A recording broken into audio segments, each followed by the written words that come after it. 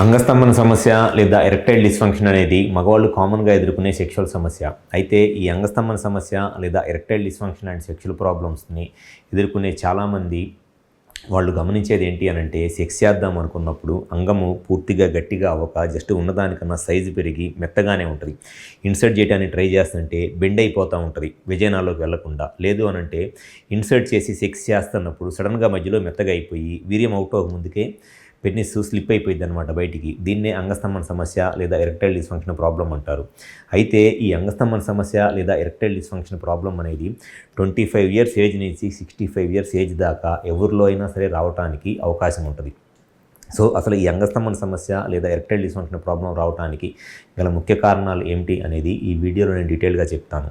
నా పేరు doctor Kranthi Kumar Reddy, consultant andrologist, జై ఆండ్రాలజీ అండ్ మెన్స్ హెల్త్. మాకు విజయవాడ, వైజాగ్, రాజమండ్రి, నెల్లూరు మరియు కర్నూలులో బ్రాంచెస్ ఉన్నాయి. నేను మగవాళ్ళలో ఎటువంటి సెక్షువల్ సమస్యలు ఉన్నా, ముఖ్యంగా అంగస్తంభన, స్థిరస్ఖలనం లాంటి ప్రాబ్లమ్స్ నేను ట్రీట్మెంట్ చేస్తాను.